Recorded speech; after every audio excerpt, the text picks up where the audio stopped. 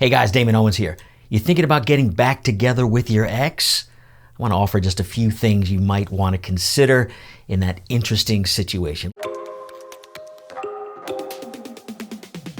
Look, obviously, getting back together with an ex isn't always the best choice. It can be. Sometimes it's better to move forward separately, but sometimes you do meet a good person at a bad time. A bad time in your life, a bad time in their life. So taking your time to weigh the pros and cons with eyes wide open can really help you see more clearly whether this relationship is on mission for you, whether it's on time, and whether it's worth trying again. So firstly, I recommend just thinking about why you broke up in the first place. And you're already doing this, but give some good time on this. Reflect honestly with yourself, with God in prayer, on why you broke up in the first place. Were there issues that led to the breakup, and were they resolved? And has anything changed since then? It really is essential to understand what caused that initial breakup and whether those issues have been addressed. And you do this now before the emotional temperature rises again. Now, you remember how excited you are when you see them again and all the thoughts of being back together, and you remember the good and the bad in some, interesting way. And it's always hard to diagnose and sort of prescribe for yourself. So think about it this way. What advice would you give a friend in this same situation? Maybe just a thought experiment of some distance between you and this decision. What would you tell a friend here? You might want to consider also how much time has passed since the breakup. This can make a big difference. Has it been weeks, months, years? And sometimes taking time apart, it can allow both of us, both individuals, to grow, to gain new perspectives, to even work on personal issues that might have contributed to the breakup. Have you both grown and changed as individuals since the breakup? It's interesting to find out, right?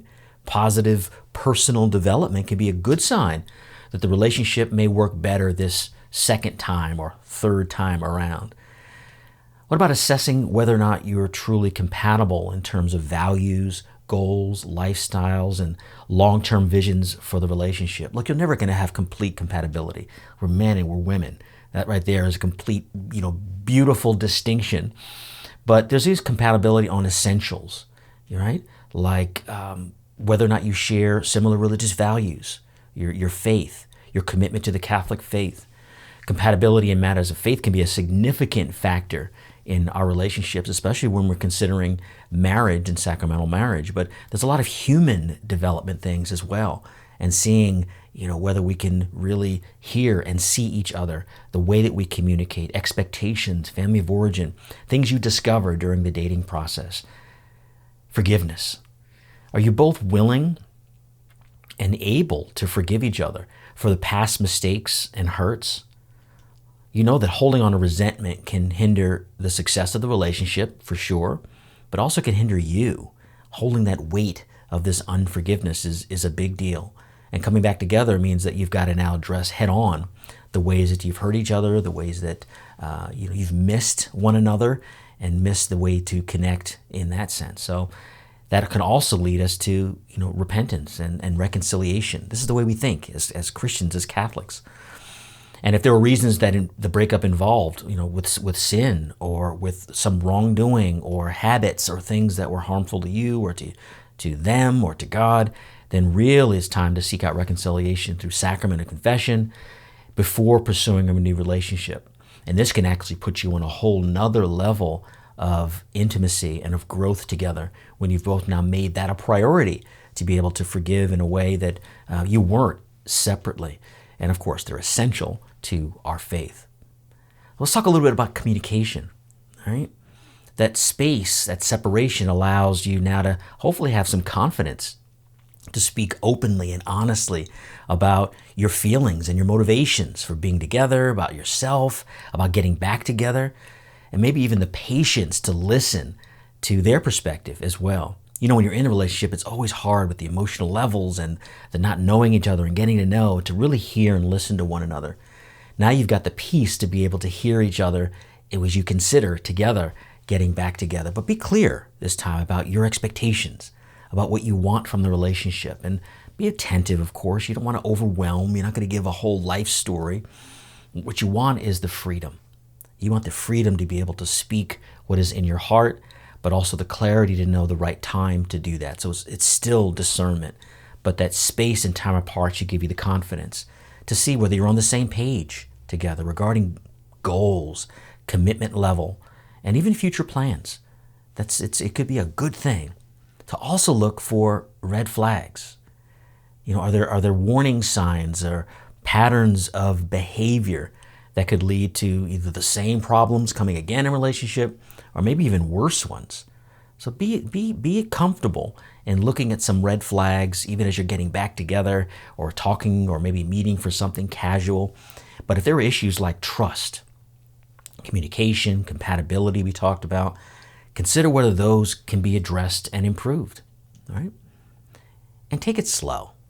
This came to me early. It was just, if you decide to give things another try, take things slowly. Rushing back into the relationship without addressing these issues is most likely going to lead to another breakup, right? So the time that you have to grow in your intimacy is a good one to take advantage of, as well as your friends and family. I've talked about this in other episodes here. Look for input from your friends and family about who you love and respect, and ask them, what was your impression of her or him? Was I a better person with them or without them? And that takes humility. There's no doubt about it, right? To be able to hear some things. But it's good to see, how you are received and perceived in relationship with other people. Some people draw the best out of you, and some people draw the worst out of you, right? And it's interesting to see what other perspectives are. It doesn't mean they make your decision, but it does mean that they have a perspective that might help you in your discernment. And they might see things that you overlook because of the emotions. So again, engage your Catholic community and your friends, even your CatholicMatch, for support, for prayer, for insight. And they can give you that sort of emotional and spiritual support as you're navigating these decisions. So clearly, there's no one answer getting back together with your ex, because it can be good as you've both grown and you've come to know yourself and you've met each other at a different stage in your life. But sometimes it can be a crutch. It can be where we come back because it's comfortable. It's, easier than doing the more difficult work of meeting someone new. So discernment that leads to decision, but also brings in all the things that we're able to do outside of that emotion. That's plenty for now. It's a good topic. Thanks for asking that. And remember, too, CatholicMatch is here to help you to be more successful in your search for forever love. So drop me your comments and requests for topics below to cover in future episodes. Be sure to like, smash that subscribe and notification bell to be alerted of new videos. Until next time, God bless you.